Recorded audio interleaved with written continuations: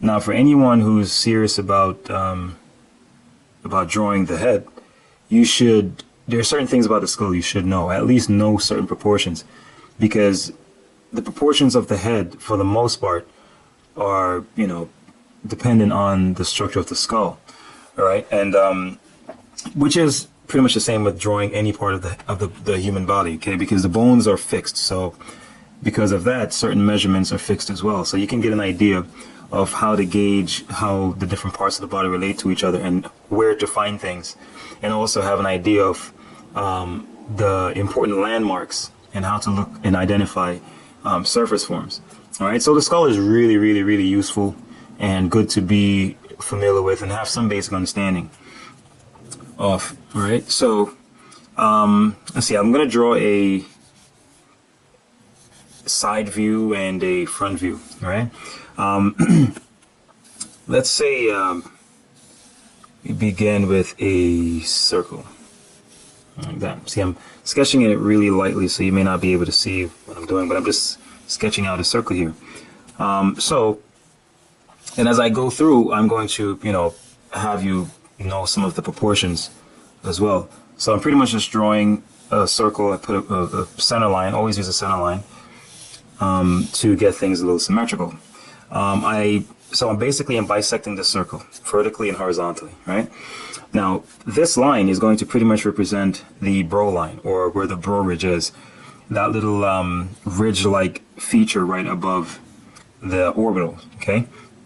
So I'm going to use, say, close to the top of the circle to be where the forehead begins.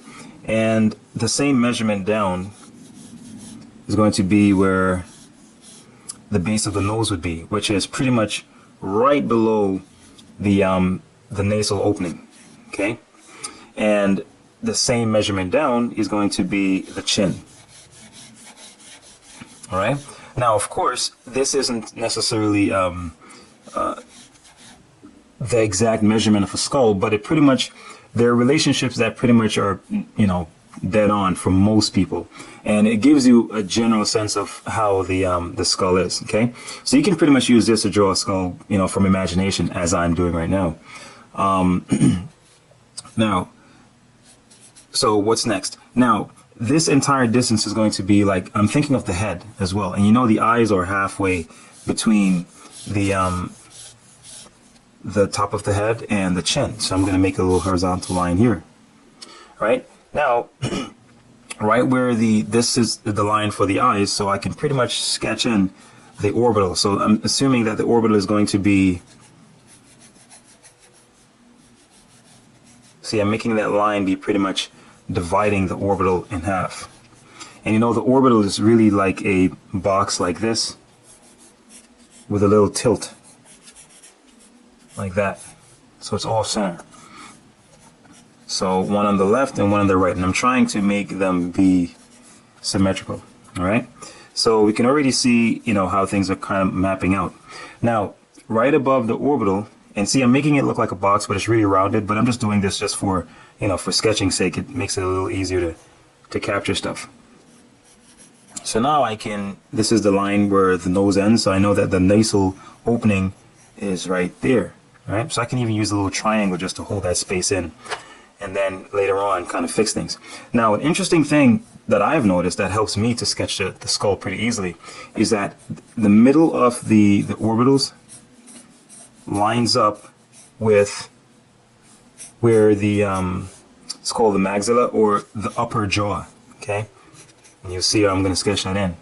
And right at the base of the nasal opening, the cheekbones align with that as well. Right here. So you have something like this. See that? So you can see it's starting to form itself out. Now, at the base of the orbital, where the base of it, like right here, what happens is this cheekbone, or this zygomaticus it's called, it pretty much ends at at this highest part ends with the lowest part of the orbital. So I can use this as a border, so I know that it goes out like that. Okay, and And the top here, this is like that little ridge right at the outside of your eyebrow, right here. It goes around the orbital like this. And then it goes out like that. Okay? Trying to make it symmetrical. Then the widest part of the head occurs right at the top of the orbital. Around here. So I know that right outside of here, the skull, the side of the skull, or the parietal bone, or the parietal bones, right here, it swings out and then swings in like that. Yeah. And then it, goes up at the top. So notice I'm passing my top line just a little bit, okay? Because the bone really is shaped, the skull from front view, its basic shape is kind of like a pentagon, something like that. Like that. All right. So now I have that out, and I pretty much have the top. Now I'm going to sketch in the top. So right above the nasal opening, you have the nasal bones right there, which is pretty much like something like a shape like this. That's pretty much it. Looks like that, and the opening is like that below it. All right. And right at the side is where the opening of the for the orbitals are. So right below this, you have. See, I'm rounding up the orbitals now. So you have this form on top, and it looks something like this. It's almost like a cylindrical form. So how I can sketch this? It's like that. Yeah, that's pretty much how it is. Right here.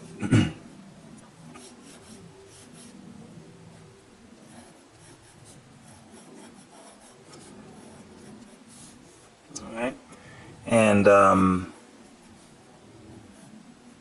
going to round them up a little bit.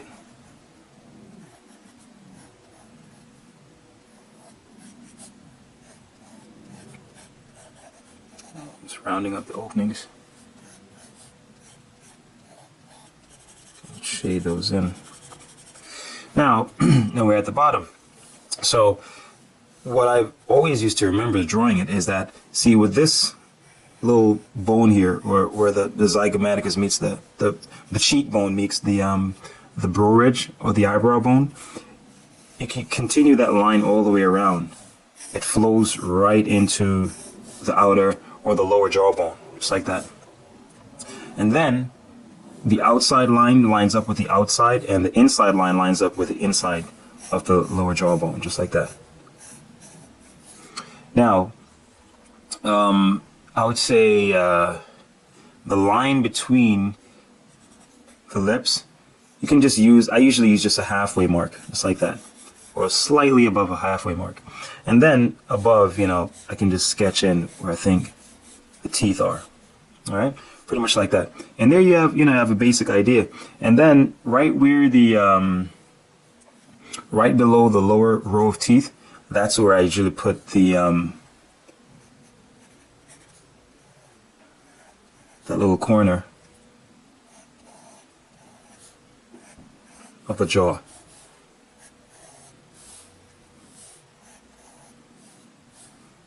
And it also lines up with the cheek.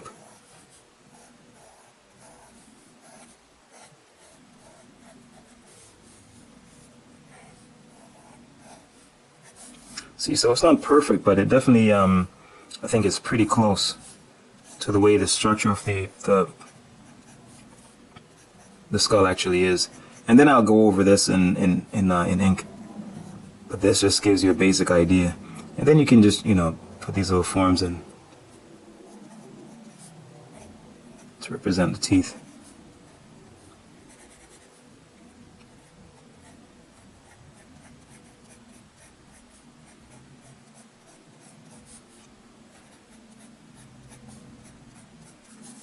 And that's a pretty easy idea, pretty simple way to just sketch and get a feel for the proportional relationships of the skull. Now with the side view, I'd start with that same little circle, and I'd put in that bisection line again. Now, actually, I can even relate the proportions of this front one to the to this one as well. So this is actually where that little bulge is, where the eyebrow would be on, right? And then this would go up to the head like that. Now, it's important to note the high point of the head is actually closer to the back of the head than it is to the front, right? So now I have that line up top, and I have this line at the bottom to mark where the base of the nose is, and then I'll make the same measurement at the bottom, just like that, right? Now, since I know this is the base of the nose, I know that eventually the opening for the nasal opening, the base of it will fall right by this line, okay? And then the jaws will bulge out a little bit, form that little ball like this. See? Now, remember that the center of the head is where the eyes are, so I know that that line will mark where the center of the orbital is. And it forms like a C from the side view. Now remember I said the cheekbones line up with the base of the nasal opening, so you'll have it like that, and it will also align with the outside of the orbital, so it looks something like that. Now, an interesting thing is when the head is level, this bone, the cheekbone, is strictly horizontal, and that's how you know when the head is at a level position. When it's looking down, this line will tilt downwards. When the head is looking up, it will tilt upwards, but when it's level, it will be like this. And that's a good way to know, when you're drawing someone, if the head is actually tilted or not. So this line goes all the way back. So I'm going to make the center line be where I'm going to make the ear hole fall right on that line. In truth, it may not necessarily be so, but for my convenience when I'm drawing, I usually use it like that. So this goes straight up to where that is. And how I can, this is really helpful because the ear hole is very close to where the jaw is. That's why when your ears is like stuffed up, you can like move your jaw and it will loosen it, because the articulation of the jawbone is right it's right next to where the ear hole is. Like that.